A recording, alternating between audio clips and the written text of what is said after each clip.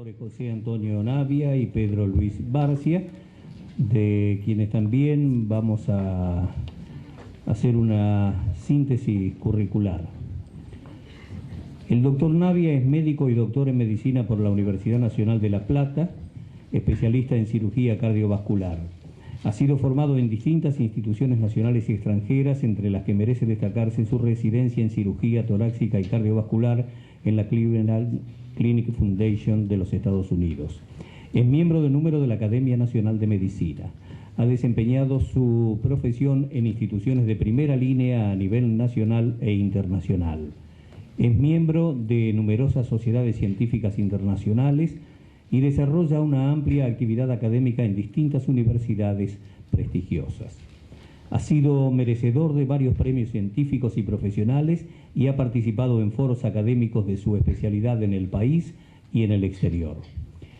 Con respecto al doctor Pedro Luis Barcia, es doctor en Letras por la Universidad Nacional de La Plata, investigador principal del CONICET, presidente de la Academia Argentina de Letras, miembro correspondiente americano de la Real Academia Española, de la Academia Norteamericana de la Lengua Española, de la Academia Dominicana de la Lengua Española, de la Academia Nacional de Letras del Uruguay, vicepresidente de la Academia Nacional de Educación. Ha sido distinguido como doctor honoris causa por la Universidad Ricardo Palma, Lima, Perú, y por las Universidades Nacional de Tucumán, de Salta y de Concepción del Uruguay. Es profesor emérito de la Universidad Austral, director del doctorado de la Facultad de Comunicación de la Universidad Austral. El doctor Barcia desarrolla una amplia labor académica en distintas universidades e instituciones y es autor de más de 58 libros y 200 monografías y artículos científicos. Ha participado en numerosos congresos y foros académicos de su especialidad. Aguardamos la palabra entonces de los doctores José Antonio Navia y don Pedro Luis Barcia.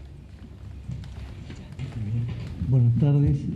Quisiera agradecer, diputada Horton, esta invitación y a todos los organizadores, al doctor Albersen, que me ha mantenido en contacto constante con respecto a esta iniciativa, la cual apoyamos en forma personal y como vicepresidente de la Academia Nacional de Medicina en ejercicio temporario de la presidencia, dado que nuestro presidente se encuentra con problemas de salud. Permítanme solamente decir algunas palabras con respecto, especialmente para el público que no está acostumbrado o que pregunta o que quiere saber qué es la Academia Nacional de Medicina. La Academia Nacional de Medicina de Buenos Aires nace a poca distancia del amanecer de la patria. Solo 12 años la separan del Movimiento de Mayo y apenas 6 de la declaración de nuestra independencia. El 18 de abril de 1822 se fundó, por decreto del ministro Rivadavia, la Academia Nacional de Medicina de Buenos Aires, que es una entidad civil, sin fines de lucro, autónoma desde sus orígenes y dedicada exclusivamente a lo científico. Los objetivos de la Academia Nacional de Medicina son estudiar cuestiones científicas y técnicas relacionadas con la medicina, evacuar consultas que le formulen los poderes públicos, dedicar preferentemente atención a los problemas relacionados con la salud pública, promover la investigación científica, expresar opinión sobre asuntos de interés trascendente de carácter médico, establecer relaciones con las instituciones relacionadas con la ciencia médica, nacionales y extranjeras, fomentar la dignidad y la ética en el ejercicio profesional y ofrecer su tribuna a todos los expertos que deseen exponer sus temas de investigación. La Academia Nacional de Medicina ha efectuado varias declaraciones en torno a problemas clásicos en medicina con el fin de contribuir a humanizar la relación médico-paciente, relación basada en los derechos que tiene el paciente desde la concepción hasta su muerte. La declaración, que fue aprobada por el plenario académico en su sesión privada del 28 de julio de 1994, establece lo siguiente en cuanto al aborto provocado. La vida humana comienza con la fecundación. Este es un hecho científico con demostración experimental. No se trata de un argumento metafísico o de una hipótesis teológica. En el momento de la fecundación, la unión del pronúcleo femenino y masculino dan lugar a un nuevo ser con su individualidad cromosómica y con la carga genética de sus progenitores. Si no se interrumpe su evolución llegará el nacimiento. Como consecuencia, terminar deliberadamente con una vida humana incipiente es inaceptable. Representa un acto en contra de la vida, pues la única misión de cualquier médico es proteger y promover la vida humana, nunca destruirla. Representa un acto en contra de la vida, pues la única misión de cualquier médico es proteger y promover la vida humana, nunca destruirla. Esta convicción está guardada en la cultura mundial y muy notablemente en el juramento hipocrático. Siendo el derecho a la vida el primero de los derechos personalísimos, toda legislación que autorice el aborto es una negación a estos derechos y por lo tanto a la medicina misma. Con los adelantos tecnológicos actuales en reproducción humana, para combatir la mortalidad perinatal, salvando fetos y recién nacidos enfermos, resulta un absurdo la destrucción de un embrión o feto. El 23 de septiembre de 1995, en concordancia con la coherencia en las presentaciones de la Academia Nacional de Medicina, se realiza la siguiente declaración sobre fertilización asistida. Este es un tema interesante que en algún momento nuestra sociedad, a través de sus diputados del Congreso y de las sociedades científicas, van a tener que abordar. Porque, señores, hay 15.000 embriones que son argentinos y están sometidos a cámaras de frío, están congelados y nadie hace nada por ellos, ni les damos el derecho de poder ver la luz y poder expresar sus sentimientos. Ese es un tema que creo que va a hacer que tomarlo para regular este problema que en algún momento deberá ser tomado por las instituciones que deben darnos una regulación. La puesta en marcha del proceso de formación de una vida humana se inicia con la penetración del óvulo por el espermatozoide. Esta es la declaración del año 1995. La nueva célula resultante, el cigoto, contiene su propio patrimonio cromosómico donde se encuentra programado biológicamente su futuro.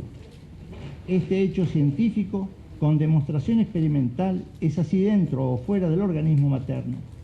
Se debe promover y respetar los derechos personales, considerando en forma igualitaria la vida del embrión como la del padre y de la madre. La fertilización asistida solo debería ser realizada dentro de la pareja, varón y mujer, con el material genético de ambos. Esto excluye la maternidad subrogada. La crioconservación de embriones impone a los mismos un destino incierto, porque produce la muerte de hijos en etapa embrionaria en un porcentaje variable de acuerdo a los distintos centros de fertilización asistida y porque no garantiza la transferencia de todos ellos al útero materno, lo cual significa una selección y descarte. Esto implica desinteresarse de la suerte de estos embriones, a los que no se les reconoce ningún valor intrínseco. La aplicación de técnicas de reproducción asistida tiene como resultado un gran aumento de los embarazos múltiples con muchos embriones. Esto significa problemas de mortalidad fetal y retardo del desarrollo, así como efectos dañinos en la salud psicofísica y social de ambos padres. Por estos motivos es conveniente que las técnicas de fecundación asistida se ajusten a imitar la fecundación natural en cuanto al número de óvulos fertilizados.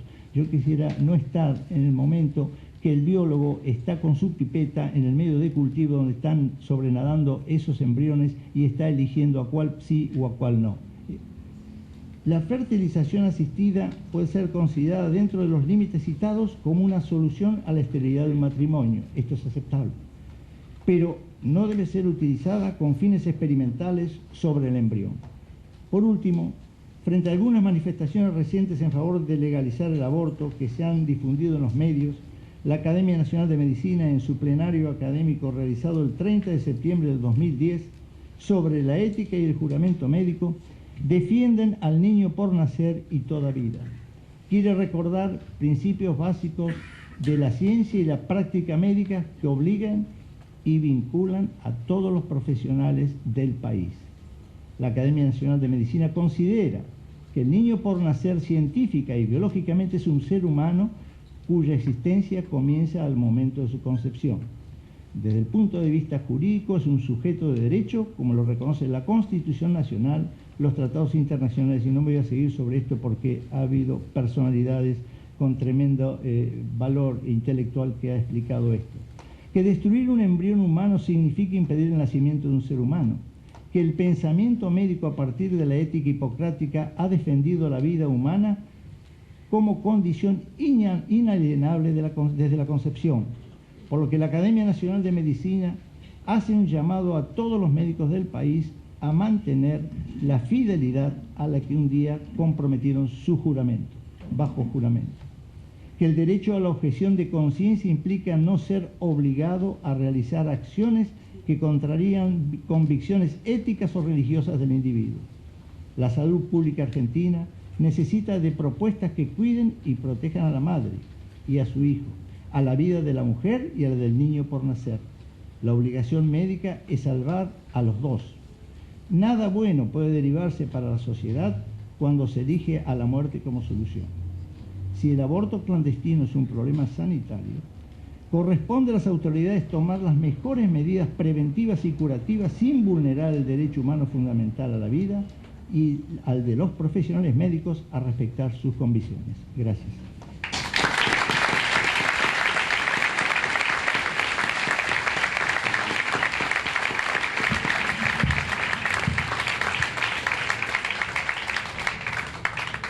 Agradezco a la señora diputada la invitación y se justifica la pifia de haberme incorporado a mí entre los expositores por aquello que en mi pueblo se dice, puedo prescindir de esto si quieren, de modo que no me molesten, que en mi pueblo se dice, siempre aparece una torta frita entre los pasteles. Voy a tener al frente una guía porque soy un tanto catarático y me desbordo, y como no tengo por qué llevarla a la diputada a hacer de Itaipú para contener mi discurso, entonces trataré de atenerme en el tiempo que me ha sido asignado a esta guía. En primer lugar, se ha hablado mucho y se está hablando mucho de una cierta contraposición actual entre la cultura de la vida y la cultura de la muerte. Esto que parece una contraposición artificial y forzada, no lo es tanto si usted está acostumbrado a ver televisión o ojear los diarios cotidianos, donde se va a encontrar usted con lo que en falso griego podría señalarse como, y hay que usar esa palabra para que uno lo prestigie como presidente de una academia de letras, unas tendencias filotanáticas. Pero vamos a ver que esta presencia creciente de la muerte entre nosotros, en toda la humanidad, se ha ido dando a lo largo del siglo XX y consolidando en los comienzos del XXI. En primer lugar, cabe señalar que hay toda una tendencia a la muerte sin motivación aparente. Esto comienza a acentuarse a partir de cuando ve que el autor del Teatro del Absurdo es atacado en una oportunidad en Montparnasse, en Francia, por un muchacho que quiere matarlo, lo hiere, lo saca a la policía. Cuando el hombre se recupera va a verlo y le dice, ¿por qué trató de matarme? No lo sé. A partir de aquí, él encuentra que la acepción de absurdo es esta, el actuar sin sentido. Y la palabra sentido tiene dos acepciones. La primera es dirección, hacia dónde se va. Y la segunda, de qué acepción está cargado usted, o cada palabra, o cada gesto suyo. ¿Son vacíos, son vacuos o tienen acepción, tienen sentido? Este muchacho no supo explicar, y este hombre instaura a partir de esto una cierta tendencia, la cual no compartimos con absoluto, pero una tendencia en muchas personas hacia la absurdidad. Lo segundo que vamos a encontrar es la muerte en las calles. Tres muchachos se bajan de un taxi o de un auto y apalean con un bate a otro y se le pregunta por qué, y no sabe si es por diversión, si es por proclividad a ver sufrir a otros, si es por una apuesta. Y toda esta exposición se va dando de manera creciente. Los jóvenes desquiciados que entran a un colegio y barren con la mitad de sus compañeros, y esto no es únicamente un caso nuestro, sino universal. El francotirador que aniquila a los pasantes y los suicidios adolescentes que están creciendo gravemente en el país. Las últimas estadísticas son espeluznantes. Entonces, por un lado tenemos esta tendencia hacia la muerte insensata, sin sentido, sin explicación posible, sin motivación aparente, En segundo lugar tenemos, sí, aquellas tendencias que responden a concepciones del mundo. Hay detrás de ellas una antropología, una desestimación del hombre o una concepción del hombre como elemento desechable, y en todo esto ayuda lo que yo llamo una cultura sedimental, que es lo que los chicos están mamando en la actualidad y de la cual no son conscientes, porque el pibe tiene lo que se llama una cultura de la mochila, lleva todo atrás.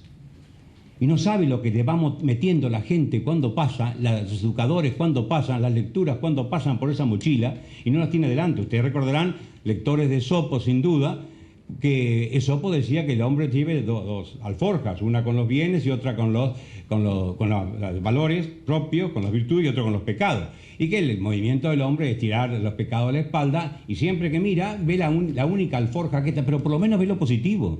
Ustedes hagan una cala en nuestros muchachos y pregúntenle qué potencia tiene usted, qué valor tiene. Tardan 15 minutos en darse cuenta porque no tienen conciencia de sí, no tienen conciencia de los valores que portan, aunque posiblemente tengan más conciencia de limitaciones o defectos porque le hemos machacado los maestros en esto. Entonces, esta idea de la mochila que el muchacho porta es lo que contiene y tiene el permisivismo, contiene un relativismo axiológico larvado que se va a ir desarrollando con el tiempo en él de manera inconsciente, el abandonismo, el no hacer esfuerzo, todo esto que va a ser caldo de cultivo para la negación de la vida, para la inadvertencia, para la despreocupación, por lo menos, o indiferencia frente a la vida. Y después tenemos las tribus urbanas violentas que se han instalado, no tanto entre nosotros, pero en otros países sí.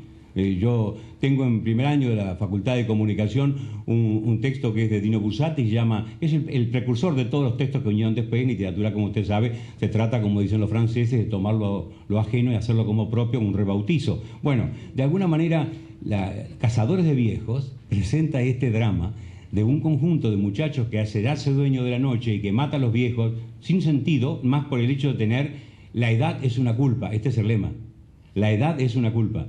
Y el cuento termina de manera magnífica cuando van caminando, subiendo una cuesta. Los que vienen detrás del jefe, del líder de la banda, ven a la luz de la luna que tiene los primeros pelos blancos en la cabeza, como este hombre que está en primera fila, ¿cierto? Que al menos tiene pelo y no es un desmejorado capilar como yo. Y entonces empiezan a acelerar el paso, porque el jefe se ha convertido en viejo y el proceso se cierra con la corrida. Bueno, toda esta muerte está dentro de un ciclo aparentemente sin explicación. Es tremenda. La Naranja Mecánica, el libro de Anthony Burgess, que ustedes habrán leído, pero la película es brutal, las escenas que presenta de la mortalidad. Los juegos sexuales con asfixia, 4 muchachos en el mismo pueblo argentino murieron por esto. Los juegos de la vida, en desafío usted corre su vida por delante, la apuesta y entra en un juego donde puede morir, sin duda. Esto empezó en Norteamérica, está expandiendo gradualmente todo el mundo. Bueno, después tenemos, naturalmente, la planificación del etnocentrismo, es decir, la actitud del etnocentrismo extremo, donde la gente propone que razas, grupos, religiones, judíos, cristianos, kurdos, libaneses deben desaparecer porque no están dentro de su esquema, y las sectas que promueven suicidios masivos. Todo esto es un segundo punto, digamos, dentro de las tendencias mortales que se están dando entre nosotros, evito el grecismo. Y la tercera posición, que no es justicialista precisamente, ¿cierto?, es la de los movimientos que ya van por el sistema, que van por la organización, que van por lo que es la planificación y que tienen realmente nombres interesantes como la Federación Internacional de Paternidad Planificada. No es otra cosa que la forma de liquidar personas sin nacer, ¿cierto?, a la luz de toda esta enunciación cínica de un título. No digamos nada de la Organización Mundial para la Salud con sus posiciones antinatalistas. Y todo, junto a esto van los movimientos de control demográfico, los movimientos que tienden a campañas abortivas, a la esterilización, que ha tenido efectos cada vez más graves, en duda, en los pueblos de Oriente desastrosos, y en Occidente el informe Reagan nos dice que en la década de 1973-1983 murieron 15 millones de personas por aborto, más personas que las que murieron en todas las guerras que han participado norteamericanos desde la guerra de secesión hasta la actualidad, y mueren 4.500 personas por día por aborto. De modo entonces que por un lado tenemos este contexto de desprecio por la muerte, de tendencia por la muerte, inconsciente, intuitivo, o bien que responde a una concepción del mundo, o bien que se va planificando gradualmente, y dentro de este contexto funciona entonces la tendencia abortista. Encuentra un caldo de cultivo muy bien planeado como para desarrollarse. Este es un giro grave de la cultura humana que siempre ha respetado la vida y que está entrando en esto. Y yo les diría que por contraste, ¿qué contraste más evidente de la brutalidad de 2 orejas cortadas a un indio muerto en la Patagonia a principios del siglo XX para poder cobrar un aborto en una clínica con todas las condiciones de presurización de la demás? Claro, esto parece más tolerable. Si la brutalidad ha sido dejada de lado, pero la muerte no. Entonces, esta aclimatación que se hace de guantes de látex y de cierto adormecimiento producido por la anestesia, etcétera, parece que fuera cada vez más permisivo para esto. Al contexto se le suman también las astucias de la modernidad, que no voy a poder entrar en esto, es un tema demasiado largo. La gente repite todos los días con cierta inconsciencia: se ha instalado la posmodernidad. La posmodernidad perdió. Es la modernidad la que sigue viva y coleando, vivita y coleando en el poder expansivo en el mundo entero. La posmodernidad tiende a la disolución, a los grupos pequeños. ¿Qué es la globalización? Es un proyecto absolutamente moderno, de la modernidad, que va abarcando con la luz de la razón exclusivamente todos los campos. De modo que todos estos movimientos planificados, universales, tienen que ver con este triunfo actual de la modernidad sobre la posmodernidad. Esto es absolutamente moderno. Los chicos todos tendrían que leer Un mundo feliz de Aldous Huxley, donde se ve cómo está ahí en 1935 preludiado lo que iba a venir después en el campo de lo que hablaba el doctor, la manipulación genética, y esas páginas tan tristes de los chicos que tienen el Día de la Madre la canción de la botella o la canción de la probeta. Ese libro realmente tendría que ser obligatorio para todos nuestros muchachos. La ruptura de la unidad de la cultura, donde la ética va por un lado y la ciencia por otro, es un producto de la modernidad, no es de la posmodernidad.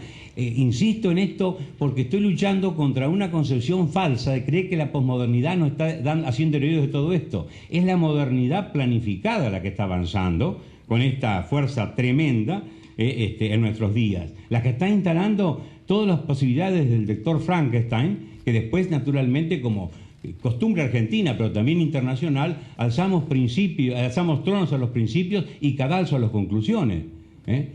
Ustedes han visto los niños de Brasil, sin duda. Es curioso. Nos conmovemos tremendamente cuando el doctor Mengele produce un medio centenar de pichones de Hitler porque van a expandirse por el mundo. Pero doctores Mengeles hay en todos los laboratorios que permiten este tipo de experimentación, como es el doctor, la experimentación con la vida humana. No tiene que ir más lejos. Prenda Canal 13, tengo acciones allí, por eso lo menciono. Prenda Canal 13 y va a ver usted Herederos de la Venganza. Yo sé que esta gente no ve telenovela. Yo soy jurado de telenovela. No ve telenovela. Herederos de la Venganza en un pueblo perdido allí, en Finisterra. Hay un médico Martín que hace experimento con hombres vivos y hombres muertos, porque es un Mengele pequeño que está instalado allí. Y esto es un símbolo. Esta realidad puede salir en cualquier rincón del mundo y de la Argentina, por supuesto. La peor de las violencias, como se dijo en el grupo anterior de expositores, es la violencia sobre la indefensión. Esta es la muerte del indefenso. Nosotros preferíamos llamarlo expósito, con una vieja palabra que tendríamos que recuperar. Todos sabemos lo que es la imprenta de los niños expósitos, ¿verdad? Aquella imprenta, no sabemos por qué se llaman expósitos, porque en general, salvo claro los presentes que siempre están informados de todo minuciosamente, pero el expósito es el expuesto, el que no tiene techo, ese que es abandonado en el hospital, en la puerta del hospital o en el umbral de una casa para que lo críen. Ese es el expósito. Y no hay mayor expósito, es decir, sometido a la exposición de todas las fuerzas de arriba sin techo, que la persona indefensa, que no ha nacido todavía la criatura por nacer. De modo que habría que tener en cuenta, nosotros que nos preocupamos por los niños de la calle, por los pueblos originales abandonados en la 9 de julio, por nuestro gobierno, por nuestros viejos, por los sin techo. ¿Y qué pasa por los sin nacer? Un capítulo aparte porque hay muchas conveniencias que deben ser, que obligarían a esta situación. Yo voy a analizar desde el punto de vista del lenguaje, porque es lo único que entiendo algo, algunas designaciones que se manejan en este campo. En primer lugar tenemos, salto algunas exposiciones que ya están parcialmente hechas, ¿cierto? Me centraría en esta idea de la designación de la interrupción voluntaria del embarazo. Fíjese usted qué interesante. Interrupción voluntaria del embarazo. Este es un lenguaje políticamente correcto. Cuando usted hace un chiste, como yo digo, que mi suegra le llama la dentadura alternativa, porque no quiere decir dentadura postiza, uno carcajea, pero cuando le dicen esto es para empezar a preocuparse, porque el interruptor de la luz la prende y la apaga, pero acá se apaga para siempre.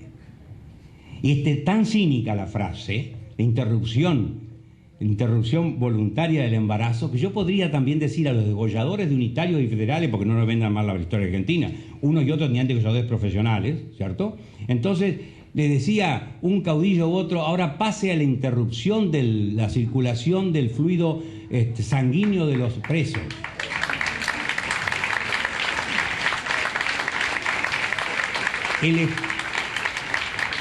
No aplaudan porque soy gallego y me gustan estas cosas y voy a seguir abundando en chistes hoy. El estrangulador de Boston no podía ser condenado si lo que hacía es la interrupción del fluido aéreo, ¿cierto?, por el gañote del que agogotaba. Hay un cinismo en esto que solamente es comparable con la expresión norteamericana hipócrita de daños colaterales, donde muere cantidad de civiles por una imprevisión en el lanzamiento de la bomba. Pero políticamente correcto es un lenguaje que encubre la realidad, pues se llama hipócrita, porque hipokritein en griego significa hipo, lo que está ocultando algo debajo, es como la máscara. Entonces te tapa esto porque saber que hablar de aborto es un problema. Hay que hablar de este tipo de expresiones, ¿no?, que tenemos acá un listín largo, pero no vamos a desarrollarlo ahora, ¿eh? En lo de voluntaria, como si usted fuera dueño de hacer lo que le parece respecto de una vida. ¿Quién es el que aplica la voluntad? ¿El médico, la madre? No tienen derecho a cegar una vida, porque aquí no hay una libertad absoluta para esto. Por eso el otro recurso, cuando no se puede utilizar más que la palabra aborto, es hablar de aborto libre. Y como la libertad se asocia a la democracia, parece que tuviéramos un planteo absolutamente vocacional democrático, ¿eh? El aborto es provocado, como decía el doctor recién, o como alguna otra autoridad, el doctor Slagen, un aborto arbitrario. Pero somos cínicos, o son cínicos los que manejan esto. Los periodistas me suelen preguntar a mí, porque se ceban debido a que yo soy boca sucia, a ver cuáles son las malas palabras, doctor, que usted puede, lo que es que incorporó en el diccionario, véanlas, están todos, yo llevo todas las porquerías que están, que decimos los argentinos, están en nuestro diccionario de habla de los argentinos. No diga algunas, son ingenuos, porque se creen que las malas palabras son boludo, carajo, o le mot de Cambron, como dicen los cínicos franceses en vez de decir mierda, ¿verdad? No, las malas palabras no son esas. Las malas palabras en realidad son soborno, son violencia, son desnutrición infantil, son hospitales pobres, educación deteriorada, y la palabra aborto. Estas no son malas palabras, son palabras pésimas. Son palabras pésimas. Yo quiero recordar, antes de pasar al dar un testimonio, porque me ha motivado, no pensaba darlo, pero me ha motivado un testimonio personal, me ha motivado la diputada, recordar que vamos a tener que estar atentos a la campaña que viene ahora, porque los medios, que tienen varias aristas, ¿verdad?, tienen para domar al público, que somos nosotros, la técnica del indio para domar el caballo. Esto está probado. El gaucho es medio brutón. Se sube al pingo y ahí se quiebra el espinazo, se da contra el suelo, se retuerce, tendrá definitivamente la columna hecha a trozos. El indio no. El indio ata al caballo un poste y le da vueltas alrededor y lo silba y lo habla y lo acaricia una vez y otra vez y le saca las cosquillas de la verija con un palito. Y un día lo sube al potro y el potro no se mueve porque se acostumbró. El acostumbramiento por insensibilización, de presencia permanente, de falsos peritos en los medios, de opiniones que van avanzando con estadísticas inexistentes, todo esto es irle quitando a usted las cosquillas. Y se viene fuerte esto. Y van a ver ustedes cómo se nos va a instalar de una manera realmente categórica y fuerte dentro de poco. Me olvidaba un detalle, el último paso de la interrupción voluntaria es convertirlo en una sigla, IVE. Entonces un documento que dice IVE, usted mejor lo puede firmar porque no sabe de qué se trata, porque las siglas aparentemente son ingenuas. Entonces me disculpo porque he aprovechado demasiado el tiempo, me quedan 2 minutos supuestamente, voy a dar mi testimonio. Yo nací en una familia de clase media pobre, más bien, éramos en casa, en la mesa familiar, 13 personas, estábamos los 7 hijos, mis padres, 3 abuelos, 2 tías incorporadas inútiles que nunca hicieron nada, pero que asistían a la mesa. Gran educación, gran sitio educativo la mesa familiar, porque yo que era el último tenía que pensar muy bien, si no decía idioteces cuando hablaba porque me descalificaban. Bien, entonces terminé mis estudios y me vengo a estudiar en La Plata, y cuando vengo a estudiar en La Plata empecé, como aprendí desde chico siempre que como no iba inteligente tenía que ser aplicado. Y a partir de allí el lema mío fue: el burro consigue burra por cargoso y no por hermoso.